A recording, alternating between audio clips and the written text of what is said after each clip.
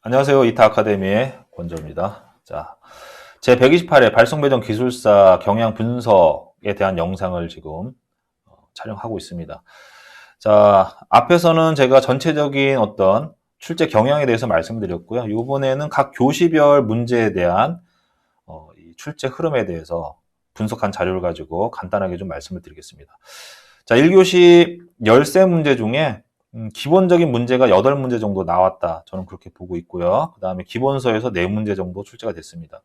그 다음에 여기서 조금 수준을 높인, 난이도가 조금 높은 심화 문제라고 제가 이름을 줬는데, 심화 문제가 한 2-3문제 정도, 그 다음에 스킵 문제라고 해서 그냥 건너뛰셔도 괜찮다. 건너뛰셔도 괜찮다라는 거는 이 부분에 대해서는 딱히 별도로 다음에도 준비하실 필요가 없다. 이런 얘기입니다.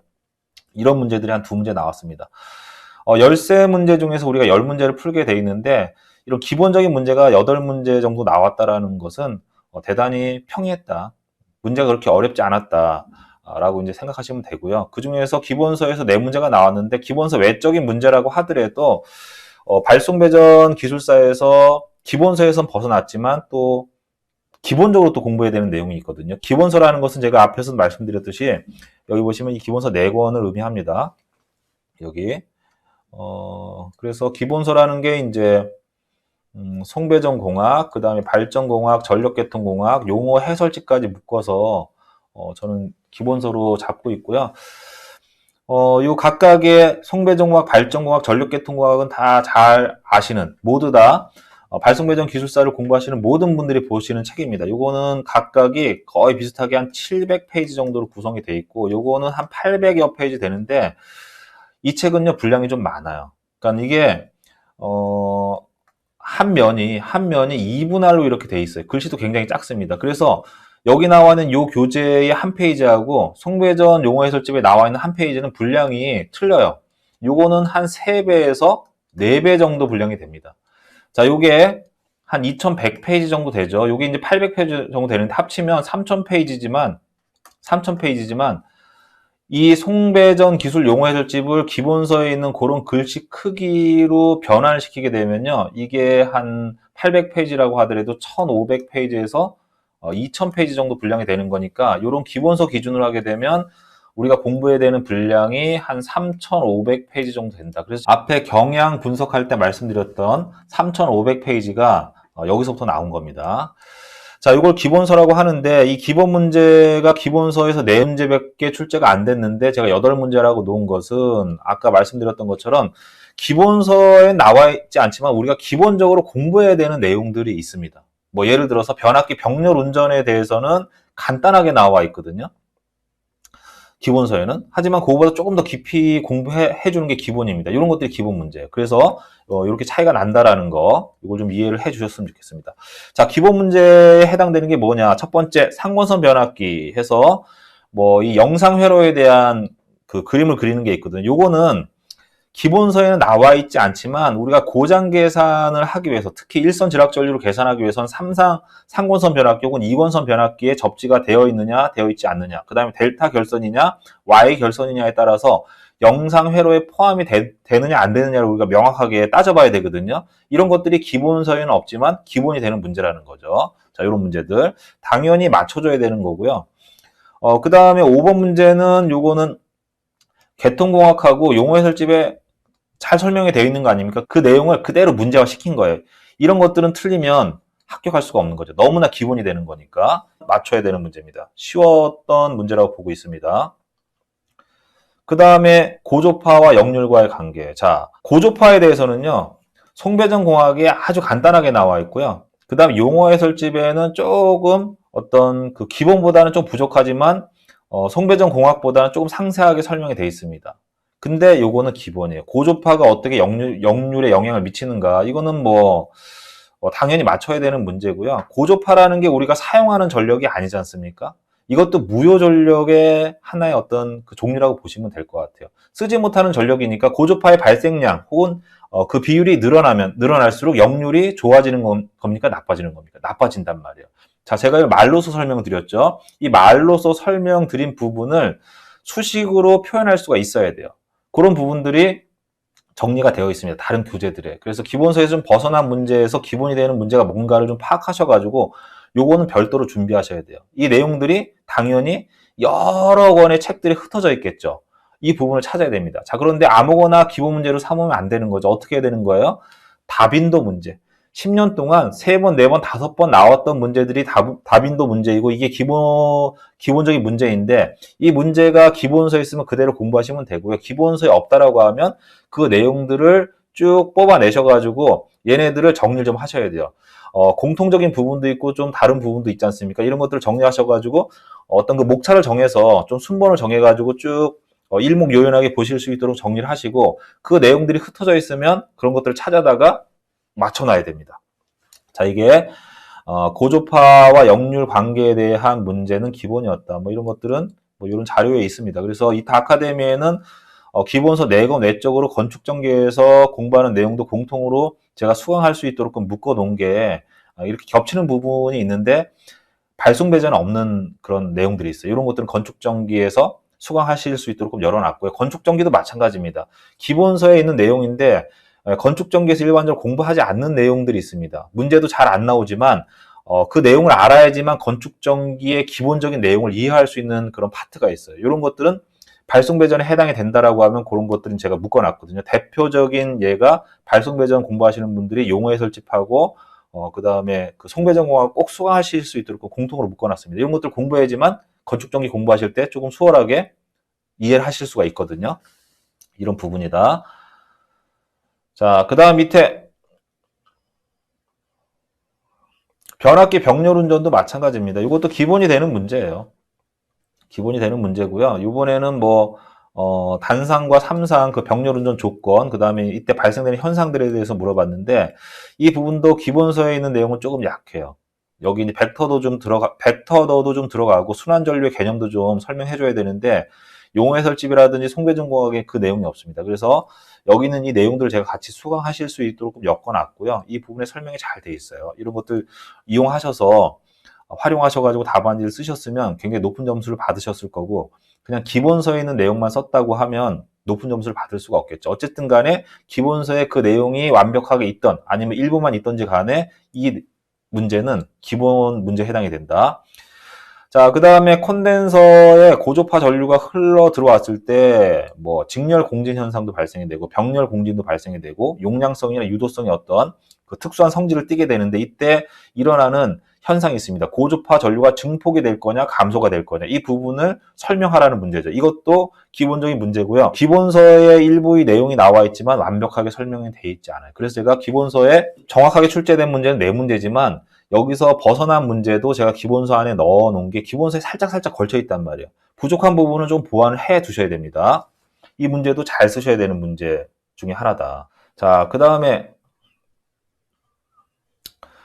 요거는 전력계통공학에서 나온 문제죠. 유효전력 주파수 특성에서 PF 컨트롤에 대한 문제고요. 자주 나오는 문제입니다. 자, 요 해설서 안에 있는 내용을 보시면 될 것 같고요. 해설서 기본서 안에 있는 내용을 보시면 될 것 같고요. 이 기본서에 있는 내용을 우리가 답안지화 시키려면 조금 정리를 해야 되지 않습니까? 그럼 기본서에 있는 내용을 그대로 쓰는 게 아니라 기술사 답안지화 시키려면 어떻게 해야 되는가? 그거는 관용도 해설서를 좀 보시면 방향을 잡으실 수가 있을 겁니다. 이 두 가지 같이 놓고 비교해서 보시면 되고요. 공부하실 때 발송배전의 기본서 4권 하고요. 그 다음에 관용도 문제 해설서가 있습니다. 발송배전. 그 다음에 건축전기 해설서도 같이 보시면 좋아요. 왜냐하면 건축전기의 문제가 발송배전에 해당이 된다라고 하면 토시 하나 안 바꾸고 문제를 그대로 내거나 똑같은 문제인데 조사 몇 개만 좀 바꾸는 경우가 있고 아니면 문제 조건에서 뭐 400의 숫자인데 300이라는 숫자로 요게 앞 숫자만 조금 바꿔서 내는 경우도 있거든요. 이런 것들은 똑같은 문제예요. 이런 것들이 크로스에서 나오기 때문에 이 6권의 책을 놓고서 공부하시면 방향을 잡는데 굉장히 도움이 많이 되실 겁니다. 조금 수월해져요. 시간을 아끼실 수가 있을 겁니다. 이렇게 보시면 될 것 같고요. 그 다음에 12번 문제 소극여자 방식. 자, 용어 해설집에 나와 있는 내용이죠. 그대로 쓰시면 되는데 이 용어 해설집에는 글씨밖에 없어요. 텍스트밖에 없고 수식이라든지 그림은 없습니다. 이 소극여자 방식이라는 게 어떤 그런 그 운영하는 어떤 뭐 프로세스, 어떤 프로그램, 뭐 이런 거기 때문에 이건 뭐 장치가 아니거든요. 뭐 컴퓨터나 핸드폰, 뭐 마이크로 프로세서 이런 장치라고 할 수도 있겠지만 터빈이라든지 보일러라든지 변압기나 이런 우리가 알고 있는 전기 기기가 아니기 때문에 이런 것들을 어떤 그림을 그리기가 좀 쉽지가 않아요. 어떤 아까 말씀드린 프로세싱 돼 있는 어떤 블록 다이어그램이나 이런 것들을 그려줘야 되는데 이런 그림들이 여기 없단 말이에요. 자, 이럴 때는요. 용어 해설집에 나와 있는 내용만 쓰신다고 하더라도 최소한 4점에서 5점은 받아요. 많이 주시는 분들은 6점까지도 주실 겁니다. 그런데 이게 좀 불안하다라고 하면 여기는 이런 자료들을 좀 찾아봐야 되는데 이런 논문 자료를 찾아서 준비한다라는 게 쉽지가 않아요. 기술사의 그 기본서만 보기에도 지금 힘들단 말이에요. 그냥 보는 게 아니라 이해를 해야 되고 그 다음에 그걸 거의 기술사 문제에 출제되는 그 파트는 통으로 다 외워야 되는데 3,500페이지의 분량을 외운다라는 게 만만치가 않거든요. 거기에 집중을 하시면서 공부하다 보면 이런 논문까지 조사할 수 있는 시간이 없어요. 이 논문을 찾는 데만 해도 시간이 엄청 많이 허비가 된단 말이에요. 그러면 기본서 하다 이거 막 이것저것 뒤지다 하다 보면 흐름이 깨져서 공부의 효율성이 떨어지거든요. 그래서 일단 기본적인 내용을 완벽하게 내 걸로 숙지를 하시고 이 문제가 나왔을 때 답안지 쓰시되 나는 이런 그림 여기 나와 있는 이 논문지에 나와 있는 그림까지 준비 못했어. 부담 갖지 마시고 내가 알고 있는 내용만 쓰세요. 이렇게 쓰시고 얘를 6점이나 7점을 받지 못한다고 하더라도 여기 나와 있는 기본적인 내용만 좀 부족하더라도 얘를 쓰시면 4점이나 5점을 받거든요. 그러면 얘가 지금 기본 만점에서 1점에서 2점 정도 부족하지 않습니까? 근데 내가 8문제, 다른 문제 8문제, 7문제를 한 7점 정도 받는다. 혹은 뭐 6점, 2점 정도를 받는다라고 하면 충분히 모자란 1점을 채울 수가 있잖아. 이런 식으로 보완하시면 돼요. 너무 당황하지 마시라는 거죠. 자, 첫 번째는 기본서를 완벽하게 내 거를 습득합니다. 그 다음에 기본서에서 모자란 게 부족한 게 뭔가를 관연도 분석 자료를 보시고서 파악을 하셔요. 그리고 그 부분을 조금씩 보완을 해 나가시면 됩니다. 한 번에는 다 안 돼요. 양이 많기 때문에. 그렇게 준비하시다 보면 2번, 3번, 4번을 시험 준비하시다 보면 거의 완벽에 가까운 합격을 기준으로 했을 때 완벽에 가까운 실력까지 올라가게 됩니다. 그리고 이제 내 때가 됐을 때, 즉 내가 준비한 그 범위 안에서 출제가 한 70%, 80%가 나올 때가 있습니다. 1년에 3번의 시험 중에서 1번 정도 나오거든요. 그 시험을 잘 보시면 되는 거예요. 자, 이렇게 준비를 하시면 좋을 것 같고요. 그 다음 13번 문제. 자, 요거는 전력계통공학에 나와 있는 예제가 그대로 나왔습니다. 그대로 나왔는데 뭐가 틀리냐. 여기 보시면 450메가, 그 다음에 400메가, 그 다음에 여기에 4000메가와트 이렇게 되는데 요 4자라는 숫자를 3자로만 바꿨고요. 모든 조건은 똑같은 겁니다. 그러면 이 문제를 그대로 출제를 한 거죠.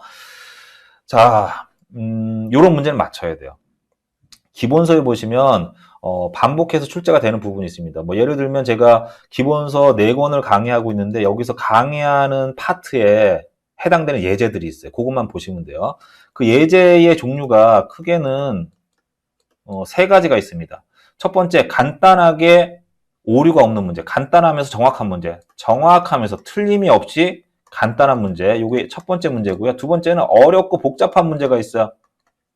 그 다음에 많지는 않은데 이 문제 예제 중에 계산에 오류가 있는 문제가 조금 있습니다. 오류. 이 3가지 부류로 나눠지는데 간단하면서 정확한 문제, 일반적으로 계산 문제나 해설 문제의 과정이 한 페이지를 넘어가지 않는 문제, 이 문제만 푸시면 돼요. 1.5페이지, 뭐 계산하는 문제가 1.5페이지, 2페이지가 됐다 증명하는 게 이거 못 풉니다. 그리고 그 문제 안 나와요. 25점짜리라고 하더라도 한 페이지로 딱 떨어지는 문제만 나옵니다. 그 다음에 어렵고 복잡한 문제 안 나옵니다. 예를 들어서 나오는 경우도 있어요. 이 문제 못 맞춰요. 그 다음에 계산 과정에 오류가 있는 문제가 있어요. 이 문제 안 나옵니다. 이 문제 손대지 마세요. 가끔 이제 질문하시는 분들 중에 오류가 난 문제를 끝까지 물어보시는 분들인데 그건 풀지 마십시오. 그걸 오류가 난 걸 내가 맞출 필요는 없어요. 안 나오기 때문에. 거기에 시간을 허비하지 마시라는 거죠. 자, 이런 것들이 기본에 해당되는 문제고 8문제. 이런 문제들은 내가 정확하게 맞출 수 있어야 된다. 그 다음에 여기서 조금 응용이 되거나 심화에 해당되는 문제. 요거는 이런 거예요.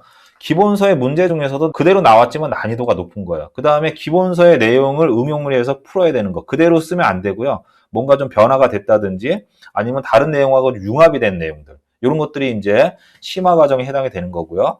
그 다음에 신기술. 신기술인데 우리가 좀 알아야 되는 거. 신기술 중에 뭐 어렵고 우리가 이제 그 잘 사용하지 않는 기술들이 있거든요. 이런 것까지 공부하실 필요 없어요.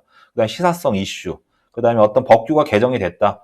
개정이 됐다고 다 공부하지 마시고요. 조금씩 늘려가세요. 요번에 개정된 내용 중에서 요번 시험 128회 준비하면서 내가 한 7가지 정도만 가져가자. 그럼 7가지 이제 외우면 129회 때 한 7, 8가지 더 추가하자. 그렇게 해서 이 법과 관련된 문제는 15개가 넘어가면 안 됩니다. 다른데 응용도 안 되고 잘 안 나와요. 거기서 한두 문제 건진다 이렇게 생각하시고 그 정도 수준에서 마무리하시고 시간적인 여유가 더 되면 아까 그 계산 문제들 있지 않습니까? 그런 것들 문제만 뽑아가지고 머릿속으로 한번 계속 풀어보세요. 저기 쓰지 마시고 계속 한번 풀어보세요. 머릿속으로 한번 풀어보세요. 그게 효과가 더 좋습니다. 그 다음에 저널, 논문 이런 데서 나온 내용이라는 거죠. 자, 이런 문제는요. 많이 가지고 가지 마시고 한 30개 정도에서 끊으세요. 기본서에서 벗어난 거 한 30개 정도로 끊어서 여기서 한두 문제 정도 맞춘다. 제가 앞에서도 말씀드렸지만 이런 개념으로 가지고 하시는 게 좋아요. 이건 왜, 이 개념이 왜 중요하냐면 내가 쉬운 문제가 많이 나오는 교시는 당연히 잘 본단 말이에요. 근데 합격에 당락이 결정되는 교시는 뭐냐면 어려운 문제가 포진이 되어 있는 거. 예를 들어서 2교시인데 여기에 2문제는 쉽게 나오는데 4문제는 엄청 생뚱맞은 거예요. 모르겠어요. 이런 문제에 여기서 한 문제 정도만 나오면 내가 3문제를 맞히는 거 아닙니까? 4문제 중에. 그럼 75%를 잘 푸는 거예요. 그러면 다른 사람들은 2문제만 잘 풀어서 2교시의 점수가 뭐 그러니까 100점 만점 기준에서 2교시 점수가 30점밖에 안 나오는데 나는 알고 있는 문제가 한 문제 여기서 딱 나오는 바람에 이 교시가 한 55점 정도 맞았어요. 이 사람 35점 맞았는데. 그리고 나머지 1교시, 2교시, 3교시, 4교시는 평이하게 나왔습니다. 그럼 여기서 합격의 당락이 결정이 되는 거지 않습니까? 이렇게 활용하는 거예요. 그런데 여기서 4교시도 어렵게 나와서 2문제밖에 못 쓰겠네. 근데 여기서 운이 좋게 한 문제가 더 나왔어요. 그러면 필요한 문제는 한 2문제밖에 안 되지 않습니까? 이럴 때 쓴다라는 거예요. 이해하셨죠? 이런 전략으로 가지고 가시면 시간을 절약할 수가 있잖아요. 여기 이 문제를 엄청 어렵고 복잡한 문제를 한 100개를 가지고 가시게 되면 엄청나게 많은 시간을 여기다 허비하게 되는데 이거를 줄여서 이 시간을 30% 줄이고 여기에 허비되는 이 70% 시간을 기본서에다가 집중 투자하셔가지고 밀도를 더 높여서 공부하시게 되면 기본서의 점수가 쭉 올라가게 되겠죠. 답안지가 더 좋은 구성으로 가지고 쓰실 수 있는 거 아닙니까? 이런 전략으로 가지고 가시면 높은 점수를 받으실 수가 있는 거예요. 자, 이렇게 보시면 되고요. 자, 각각의 문제에 대한 부분을 좀 보겠습니다.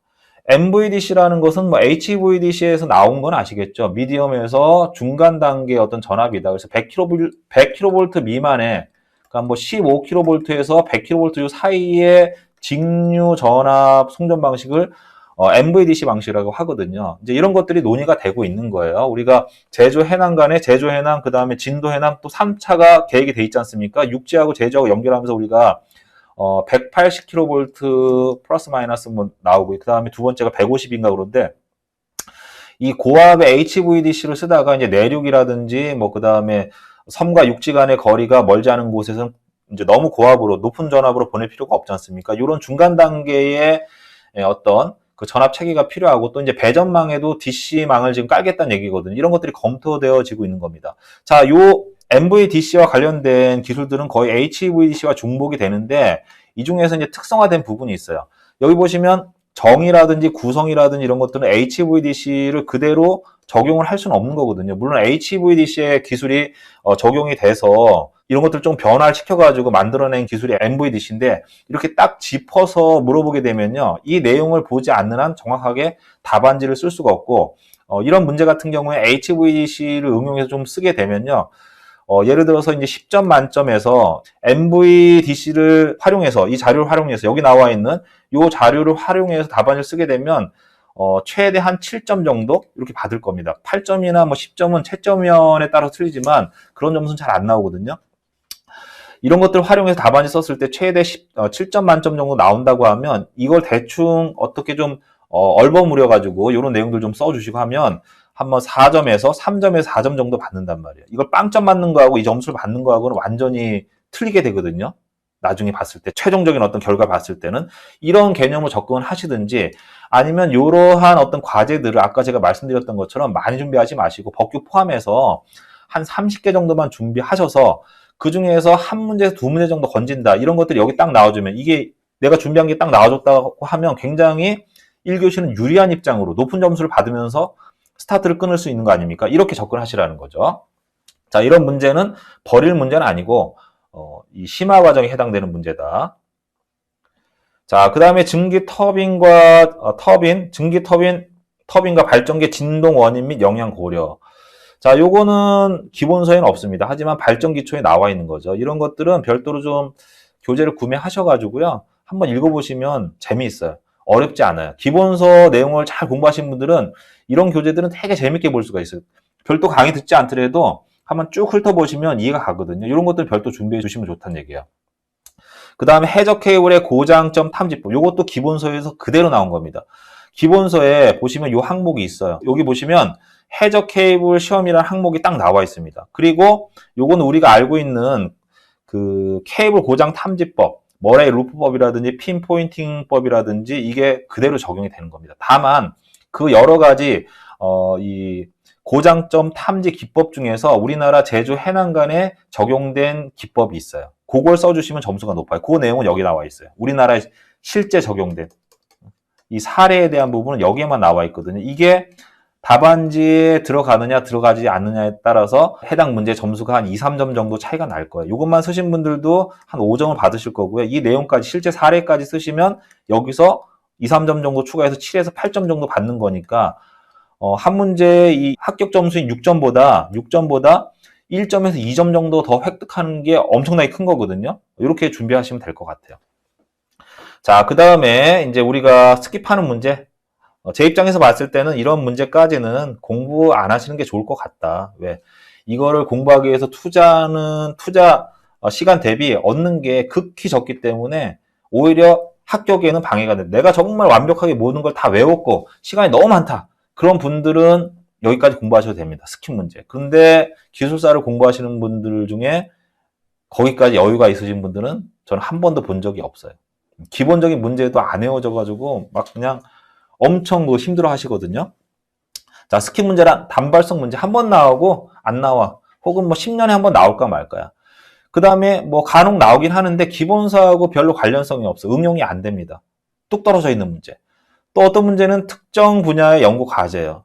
뭐 이런 것들은 여기에 참여한 연구원들만 압니다. 자료도 아무리 뒤져도 없어요. 뭐 대한전기학회, 조명설비학회, 그 다음에 구글 아무리 뒤져도 없어요. 이런 문제가 있거든요. 이걸 어떻게 공부하냐 이거죠. 기본적인 문제도 제대로 공부하기 어려운데 아무도 모르는 내용을 어떻게 찾아서 공부하냐 이거죠. 이런 문제가 가끔 나옵니다. 소수만 알고 있는 문제. 자, 이런 문제는요. 과감하게 버리시고요. 나중에 내가 기술사 합격하고 난 다음에 시간이 많은데 내가 정말 공부하고 싶었던 내용이다. 기초이론도 마찬가지예요. 다 공부할 수가 없어요.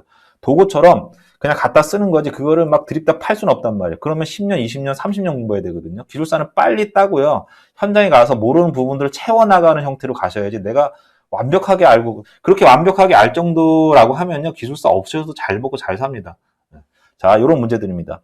여기 보시면 효율에 대한 거 나와 있는데 뭐 태양광 발전소의 효율이라고 하기 때문에 당연히 알아야 되는 것처럼 느껴지지만 이 자료 해설 자료 한번 보시면 알아요. 이거를 꼭 진짜 해야 되는가? 그냥 효율에 대한 기본적인 개념만 알고 있으면 되지.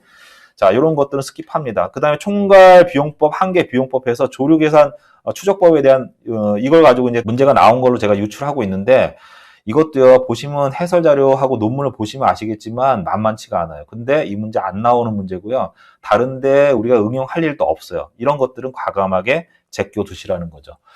자, 1교시에 대해서 간단하게 말씀을 드렸고요. 기본적인 문제가 8문제, 기본서 4문제, 그 다음에 심화 응용, 이 문제가 그 3문제, 그리고 스킵 문제가 2문제가 나왔습니다. 자, 기본 문제와 심화 문제와 스킵 문제로 구분한 거에 대해서 잘 기억을 해 두셨다가 이렇게 분류하셔서 처음에는 기본 문제에 집중하시고 내가 실력이 향상이 되면 심화 문제까지 보시고 그 다음에 스킵 문제는 아무리 시간이 많더라도 그거는 건드리지 마시고 다시 기본하고 심화를 더 단련을 시켜서 이 수준을 높이는 쪽으로 방향을 잡는 게 좋다. 이 3가지 형태로 구분하셔서 공부를 하시면 도움이 되실 겁니다. 자, 1교시에 대한 경향 분석은 여기서 마무리하겠습니다.